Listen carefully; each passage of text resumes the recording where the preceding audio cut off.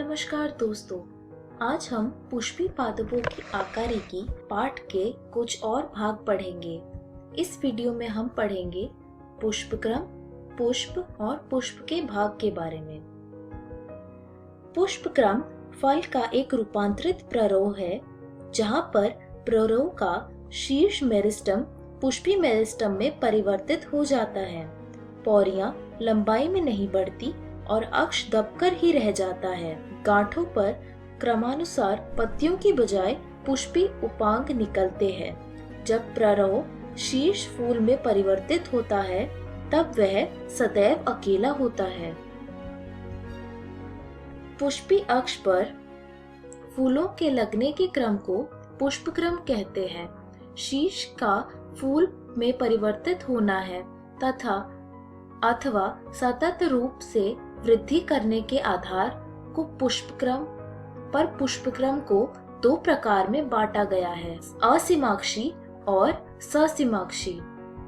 असीमाक्षी गुच्छेदार प्रकार के पुष्पक्रम के प्रमुख अक्ष में से सतह वृद्धि करता है। फूल पार्श्व अग्राभिसारी क्रम में लगे रहते हैं। ससीमाक्षी पुष्पक्रम में प्रमुख अक्ष के शीर्ष पर फूल लगता है, इसलिए इसमें सीमित वृद्धि होती है। फूल तलाभिसारी क्रम में लगे रहते हैं, जैसा आप इस चित्र में देख सकते हैं। पुष्प एंजियोस्पर्म में पुष्प यानी फूल एक बहुत महत्वपूर्ण ध्यानकर्षी रचना है। यह एक रूपांतरित प्ररोह है जो लैंगिक जनन के लिए होता है। यह प्ररूपी फूल में विभिन्न प्रकार के विन्यास होते हैं जो क्रमानुसार फूले हुए पुष्पात, जिसे पुष्पासन कहते हैं, उस पर लगे रहते हैं। ये हैं कैलिक्स, कोरोला, पुमंग तथा जायांग। कैलिक्स तथा कोरोला सहायक अंग है, जबकि पुमंग तथा जायांग लैंगिक अंग है। फूलों जैसे प्याज में कैलिक्स तथा कोरोला में कोई अंतर नहीं होता है। इन्हें परिदल पुंज यानी पेरियंथ कहते हैं। जब फूल में पुंकेसर तथा पुमंग दोनों ही होते हैं, तब उसे द्विलिंगी अथवा अभ्यलिंगी कहते हैं। यदि किसी फूल में केवल पुंकेसर अथवा अंडप हो, तो उसे एकलिंगी कहते हैं। सममिति में फूल त्रिज्य सममिति, नियमित अथवा एकव्यास सममिति यानी द्विपार्श्विक हो सकते हैं। त्रिज्य सममिति जब किसी फूल को दो बराबर भागों में विभक्त किया जा सके, तब उसे त्रिज्य सममिति कहते हैं। इसके उदाहरण है सरसों, धतूरा और मिर्च। एक व्यास सममिति, लेकिन जब फूल को केवल एक विशेष ऊर्ध्वाधर समतल से दो समान भागों में विभक्त किया जाए, तो उसे एक व्यास सममिति कहते हैं। इसके उदाहरण है मटर, गुलमोहर, सेम, केसिया आदि। जब कोई फूल बीच से किसी भी ऊर्ध्वाधर समतल में से दो समान भागों में विभक्त ना हो सके, तो उसे असममिति अथवा अनियमित कहते हैं, जैसे कि केना। एक पुष्प तृतीय, चतुष्टयी, पंचतेय हो सकता है यदि उसमें उनकी उपांगों की संख्या 3, 4 अथवा 5 के गुणांक में हो। जिस पुष्प में सहपत्री होते हैं, यानी पुष्प वृंत के आधार पर छोटी छोटी पत्तियां होती है, उन्हें सहपत्री कहते हैं, और जिनमें सहपत्री नहीं होती, उन्हें सहपत्रहीन कहते हैं। पुष्प वृंत पर कैलिक्स, कोरोला, पुमुंग तथा अंडाशय के सापेक्ष स्थिति के आधार पर पुष्प अधोजायांगता यानी हाइपोगाइनस, पेरिजायांगता यानी पेरिगाइनस तथा अधिजायांगता यानी एपिगाइनस कहते हैं। अधोजायांगता यानी हाइपोगाइनस। अधोजायांगता में जायांग सर्वोच्च स्थान पर स्थित होता है और अन्य अंग नीचे होते हैं।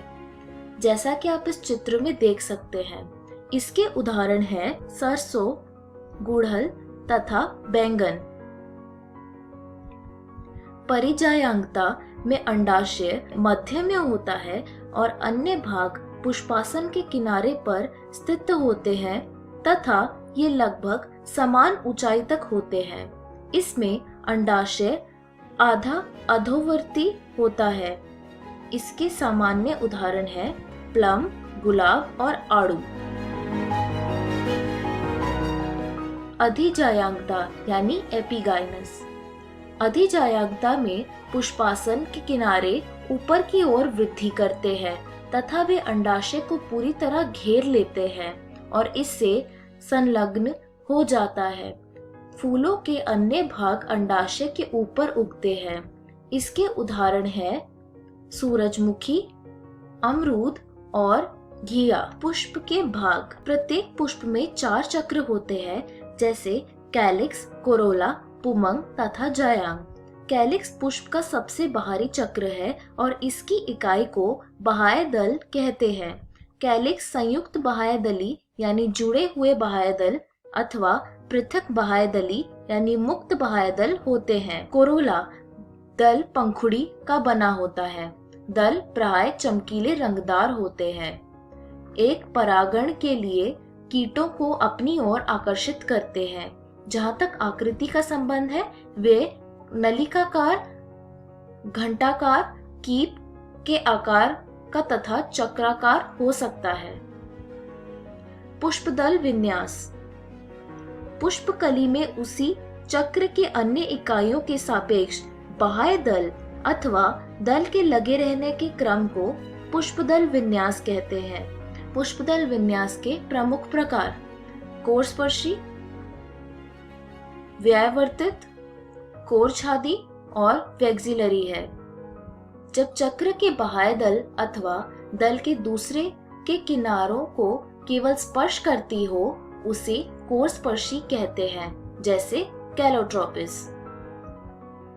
यदि किसी दल अथवा बाह्य दल का किनारा अगले दल पर तथा दूसरे, तीसरे आदि पर अतिव्याप्त हो तो उसे व्यायवर्तित कहते हैं। गुड़हल, भिंडी तथा कपास। यदि बाह्य दल अथवा दल दूसरे पर अतिव्याप्त हो तो उसकी कोई विशेष दिशा नहीं होती। इस प्रकार की स्थिति को कोरछादी कहते हैं। इसके उदाहरण हैं केशिया और गुलमोहर। मटर, सेब में 5 दल होते हैं। इनमें से सबसे बड़ा मानक 2 पार्वी को यानी पंख और ये 2 सबसे छोटे अग्रदल यानी कूटक को अतिव्यापित करते हैं। इस प्रकार के पुष्पदल विन्यास को वैक्सिलरी अथवा पेपिलियोनेसियस कहते हैं। पुमंग। पुमंग पुंकेसरों से मिलकर बनता है। प्रत्येक पुंकेसर जो फूल के नर जनन अंग है, ये तंतु तथा एक परागकोश होता है। प्रत्येक परागकोश प्राय द्विपालक होता है और प्रत्येक पाली के 2 कोष्ठक परागकोश होते हैं। परागकोश में पराकण होते हैं। बंधे पुंकेसर जनन करने में असमर्थ होते हैं और वे स्टेमिनेट कहलाते हैं। पुंकेसर फूल के अन्य भागों जैसे दल अथवा आपस में ही जुड़े रह सकते हैं। जब पुंकेसर दल से जुड़े होते हैं तो उसे दल लग्न यानी एपिपेटलस कहते हैं, जैसे बैंगन में। यदि परिदल पुंज से जुड़े हो तो उसे परिदल लग्न यानी एपिफिलस कहते हैं, जैसे लिली में। फूल में पुंकेसर मुक्त यानी बहुपुंकेसरी अथवा जुड़े हो सकते हैं। पुंकेसर एक गुच्छे अथवा बंडल यानी एक संघी जैसे गुड़हल में है, अथवा 2 बंडली द्विसंघी जैसे मटर में, अथवा 2 से अधिक बंडल बहुसंघी जैसे सिट्रस में हो सकती है। उसी फूल के तंतु की लंबाई भी भिन्नता में हो सकती है, जैसे सेल्विया तथा सरसों में। जायांग। जायांग फूल के मादा जनन अंग होता है। यह एक अथवा अधिक अंडक से मिलकर बनता है। अंडक के 3 भाग होते हैं, वर्तिका, वर्तिकाग्र तथा अंडाशय। अंडाशय का आधारी भाग फूल हुआ होता है जिस पर एक लंबी नली होती है जिसे वर्तिका कहते हैं। वर्तिका अंडाशय को वर्तिकाग्र से जोड़ती है। वर्तिकाग्र प्राय वर्तिका की चोटी पर होता है और परागकरण को ग्रहण करती है। प्रत्येक अंडाशय में एक अथवा अधिक बीजांड होते हैं जो चपटे गद्देदार बीजांडासन से जुड़े होते हैं। जब एक से अधिक अंडक होते हैं तब वे पृथक मुक्त हो सकते हैं, जैसे गुलाब और कमल में। इन्हें व्युक्तांडपी यानी एपोकार्पस कहते हैं। जब अंडक जुड़े होते हैं जैसे मटर तथा टमाटर में, तब उन्हें युक्तांडपी यानी सिनकार्पस कहते हैं। प्लेसेंटेशन, निषेचन के बाद बीजांड से बीज तथा अंडाशय से फल बन जाते हैं। बीजांडन्यास, अंडाशय में बीजांड के लगे रहने के क्रम को बीजांडन्यास यानी प्लेसेंटेशन कहते हैं। बीजांडन्यास 5 प्रकार के होते हैं: सीमांत, स्तंभीय, भीतीय, आधारी और मुक्त स्तंभीय। सीमांत, सीमांत में बीजांडासन अंडाशय के आधार C1 के साथ साथ कटक बन जाता है और बीजांड कटक पर स्थित रहते हैं जो 2 कतारों में बनती है, जैसे मटर। स्तंभीय, जब बीजांडासन अक्षीय होती है और बीजांड बहुकोष्ठकी अंडाशय पर लगे होते हैं, तब ऐसे बीजांडन्यास को स्तंभीय कहते हैं। इसका उदाहरण है गुड़हल, टमाटर और नींबू। भीतीय, भीतीय बीजांडन्यास के प्रकार बीजांडन्यास में बीजांड अंडाशय के भीतर भीतरी भीति पर अथवा परिधीय भाग में सीमांत लगे रहते हैं। अंडाशय एक कोष्ठक होता है, लेकिन आभासी पट बनने के कारण 2 कोष्ठक में विभक्त हो जाता है। इसके उदाहरण है क्रूसीफर यानी सरसों तथा आर्जीमोन। आधारी, आधारी बीजांडन्यास में बीजांडासन अंडाशय के आधार पर होता है और इसमें केवल बीजांड होता है। इसके उदाहरण है सूरजमुखी और गेंदा। मुक्त स्तंभीय, जब बीजांड केंद्रीय कक्ष में होते हैं और यह पुट्टीय नहीं होती, जैसे कि डायंथस तथा प्रिमरोज में, तब बीजांडन्यास को मुक्त स्तंभीय कहते हैं। इस वीडियो में हमने सीखा पुष्पक्रम, पुष्प और पुष्प के भाग के बारे में। अगली वीडियो में हम पढ़ेंगे फल, बीज और एक प्रारूपी पुष्पी पादप यानी एंजियोस्पर्म का अर्थ तकनीकी विवरण। धन्यवाद।